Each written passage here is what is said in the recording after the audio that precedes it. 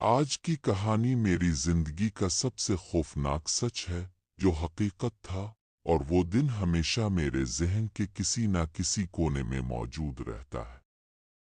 میرا نام وکرم ہے اور میں دہلی کا رہنے والا ہوں۔ ہمارے گھر میں 4 لوگ تھے، 2 میرے بچے اور ایک میری بیوی سوناکشی۔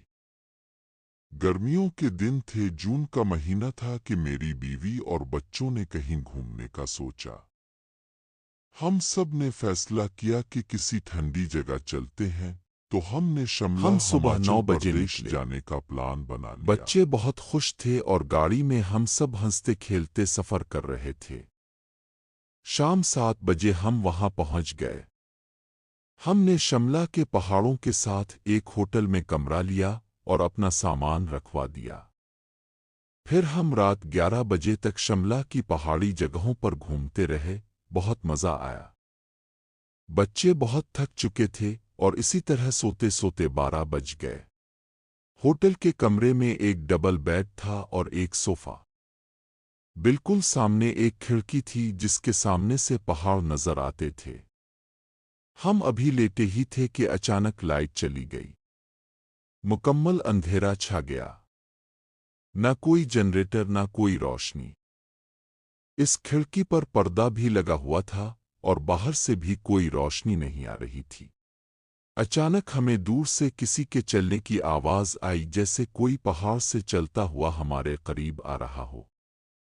ہم دوسرے فلور کے کمرے میں تھے، تو ایسا لگ رہا تھا جیسے کوئی بہت بھاری چیز آ رہی ہو، بہت آہستہ رفتار میں۔ ہم سب بہت ڈر گئے اور خاموش بیٹھے رہے۔ پھر دوبارہ چلنے کی آواز آئی۔ اس بار ایسا لگا جیسے کوئی کھڑکی سے واپس پہاڑوں کی طرف جا رہا ہو۔ اس کے قدموں کی آواز اتنی بھاری تھی جیسے زمین پر لاکھوں ٹن پتھروں کا دباؤ پڑ رہا ہو۔ ہم نے ایک دوسرے کے ہاتھ پکڑے ہوئے تھے اور مکمل خاموش تھے۔ تبھی اچانک سامنے والی کھڑکی پر کسی نے دستک دی، ٹاک ٹاک۔ میری ہمت نہیں ہو رہی تھی کہ اٹھ کر پردہ ہٹاؤں اور دیکھوں کہ کون ہے۔ میرے ہاتھ پاؤں سن ہو چکے تھے۔ پھر 5 سیکنڈ بعد دوبارہ زور سے دستک ہوئی۔ اس کے فوراً بعد ایسے لگا جیسے کوئی تیزی سے دور بھاگ گیا ہو۔ ہماری چیخ نکلنے ہی والی تھی کہ اسی کھڑکی پر چیر چیر کی آواز آنے لگی، جیسے کوئی اپنے ناخنوں سے کھڑکی پر لکیریں بنا رہا ہو۔ ہم خوف سے بالکل ساکت تھے، نہ ہل پا رہے تھے۔ ہمارے چہروں کا رنگ اڑ چکا تھا۔ گھنٹے بعد صبح ہوگی، ہم ڈر کے ساتھ کمرے سے نکلے، فوراً نیچے فرسٹ فلور پر گئے اور ہوٹل کے ایک اسٹاف ممبر سے رات کے بارے میں پوچھا۔ پہلے وہ مسکرایا، پھر بولا، اب پہلی دفعہ یہاں آئے ہو؟ میں نے کہا، جی۔ تب وہ بولا، ہمارے ہوٹل میں دوسرے فلور کے ہر کسٹمر کے ساتھ ایسا ہوتا ہے۔ شملہ کے ان پہاڑوں کے پیچھے ایک عورت رہتی تھی جسے کسی نے مار دیا تھا۔ اب وہ چڑیل بن چکی ہے اور ہمارے ہوٹل کے کمروں میں دروازوں اور کھڑکیوں سے لوگوں کو ڈراتی ہے۔ یہ سب سن کر ہم شدید صدمے میں آ گئے۔ ہم نے فوراً اپنا سامان اٹھایا اور واپس اپنے گھر دہلی آ گئے۔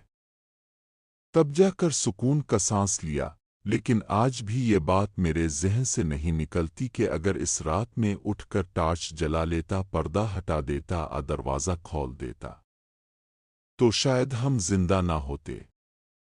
شاید ہم میں سے کوئی بیمار ہو جاتا، پھر کبھی واپس زندہ نہ آ پاتا۔ آج کی دوسری کہانی بھی شملہ کے علاقے کی ہے، جہاں ایک ایسی چیز جسم کے اندر چلی گئی تھی، اور پھر کیا ہوا یہ سن کر آپ بھی ڈر جائیں گے۔ چلتے ہیں اس کہانی کی طرف۔ میرا نام رابعہ ہے اور میں ایک مسلم فیملی سے ہوں۔ میری شادی ہریانہ میں ہوئی تھی اور میری امی کا گھر گرمیوں میں بچوں نے ضد کی کہ ہمیں پہاڑوں پر جانا ہے، شملہ جانا ہے۔ تو ہم ہریانہ سے شملہ آ گئے۔ امی کا گھر کافی بند سا تھا اور اس کے قریب ہی ایک مولوی صاحب کا گھر تھا۔ وہاں میرا بھائی زوہان، میری بہن زویا اور امی رہتے تھے۔ अबू की वफात को 4 साल हो चुके थे। उम्मी और मेरी बहन भाई अक्सर शमला के पहाड़ों में घूमने जाते थे और वहां से सूखी लकड़ियां और आग जलाने के लिए दरख्तों के पत्ते ले आते थे। उम्मी के सर में शदीद दर्द रहता था और मेरी बहन के सर में भी अक्सर दर्द होता था। एक दिन उम्मी ने कहा, सामने वाले घर में एक बाबा जी दम करते हैं, हम भी चले जाते हैं। हम तीनों वहां चले गए। जैसे ही हम बाबा जी के घर के अंदर गए और बाहर वाली जगह पर बैठे, बाबा जी अंदर कमरे में किसी और पर दम कर रहे थे। अचानक मेरी बहन की तबीयत खराब होने लगी। इसका रंग पीला पड़ गया और उसकी आंखें ऐसी हो गईं जैसे वो खौफ से मरने वाली हो। बाबा जी ने कुछ पढ़ा और उस पर फूंका। तब मेरी बहन ने जब अपना मुंह ऊपर किया तो उसके चेहरे पर खौफ था। वो मेरी बहन लग ही नहीं रही थी। बाबा जी ने पूछा, कौन हो तुम?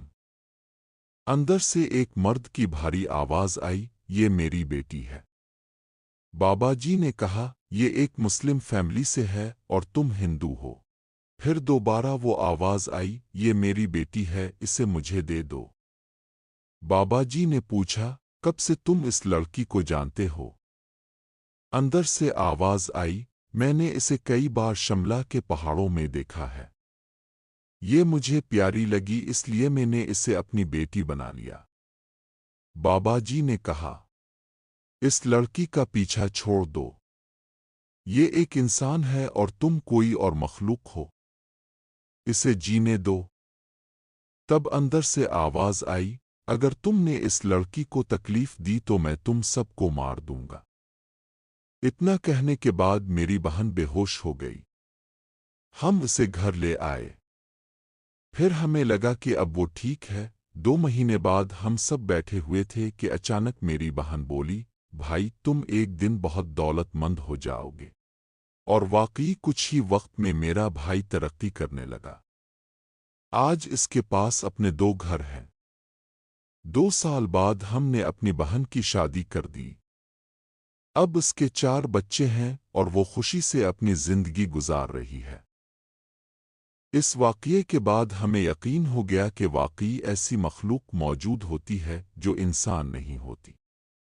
अगर हम उन्हें नुकसान ना दें तो वो भी हमें कुछ नहीं कहते।